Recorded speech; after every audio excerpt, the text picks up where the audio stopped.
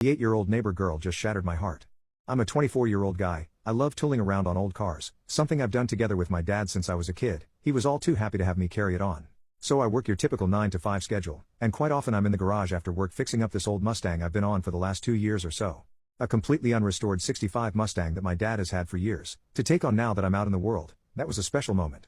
So one day, I started leaving the garage door open, and it's to the front so pretty much everyone can see what I'm doing. People stop by, chat, say hello. It's great. I always love to chat it up, especially older folks that are happy to see a young guy getting his hands dirty working hard on a classic. So about a year ago during the summer, the neighbor's mom asked if I could look after their little girl Rachel, a quiet little girl that always seemed well behaved. I didn't mind, but I said I'm really committed to working on this car. If you feel good enough to let her over here while I'm working on the car, not a problem. Turns out they're going through a divorce. The dad works the third shift, the mom's got a part-time gig, evening hours just aren't good for them. Okay, so this starts, and it goes fine. She's quiet, usually reading books or watching the TV I brought out so she would be around me. I always made sure to be courteous, firm, and try out dad humor every now and then. Well, she starts to come out of her shell after a while and it was a joy. I still remember when she first asked about why I was working on the car. Why are you working on that car when you have one that's newer and works?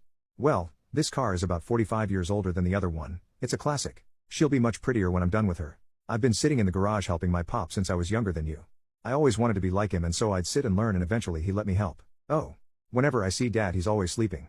Well, he's working hard to provide for you. He's working a tough job. She just kind of was quiet after that. But after 2 or 3 months, she started being cheerful when she came over, always asking questions about what I was doing specifically. This part and that, why it needed to be done, what made it work. I was glad to impart knowledge. I think everyone likes teaching a bit, especially something you're passionate about. I started teaching her about tools, how to recognize which ones you need, what they can do on a car or around the house. She started to light up. I got the sense that besides school, she didn't have much of a parental figure. Or anyone to teach her anything about life, or anything. One time my dad visited in his '66 GT convertible, and I took her for a ride in it. I'll always remember how she smiled, saying, "Is this what yours is going to be like?" Should be, but mine's a coupe so it won't be quite as nice. No, yours will be much better. Because we've been doing it. My chin started to wobble and I just smiled and said you're right, it will be. She really started to grow on me. I mean, it would be impossible not to let her into your heart. A bright-eyed smart little girl that just soaks up everything you teach her, wants to learn, and looks up to you like that. It made me sad, because the times I saw her parents interact they were always snide or yelling at each other, when they were around that is. This spring I started noticing the mother leaving without a uniform, sometimes dressed to go out.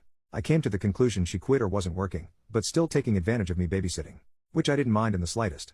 Sometimes Rachel would be quiet more when she came over, but I always waited until she would open up. She'd let out tidbits like, "Mommy woke me up late at night, she was acting funny." Or, "She came home with someone that wasn't daddy." It would pierce my heart, but I didn't know what to do except keep being a safe harbor for her of sorts. She started hugging me more often, squeezing me as hard as she could. I'd always get a lump in my throat. She's just wormed her way into my heart. How when I take a break and sit down, she'll climb all over me until I give her the proper attention. Every now and then when she does some mannerism or phrase she picked up from me. Even just when I ask her to hand me a tool and she picks the proper one, no problem.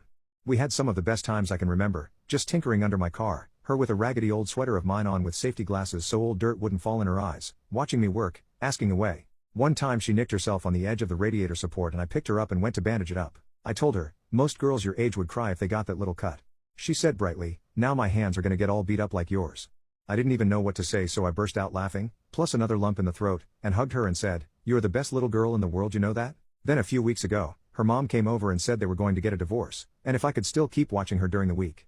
I told her I was sorry and absolutely, she's a delight to have around. Yesterday she was morose, and quiet unlike she had been in a long time. Turns out her parents will be separating and they'll have to move soon.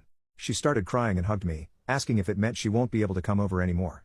I started tearing up a bit and choked out, "I don't know Rachel, I don't know. I hope you can. I love you, you know that? You're the smartest, cutest, best little girl in the world and I love you." She just cried all the harder and said I love you too. She even asked if she could stay with me. Again I said I don't know, but I don't think it's in the cards. When she left yesterday I just sat down with a bottle of Jack and started crying. I just can't take it. That sweet beautiful little girl that wants to be just like me, giggles when she gets grease on her, tosses on my old dirty sweater when she comes over because she wants to help. I just want to take her up in my arms and take away that pain. She doesn't deserve to have a crappy childhood growing up with a non-existent father or a crappy mother. Gosh, I just can't deal with it. It tears my heart apart.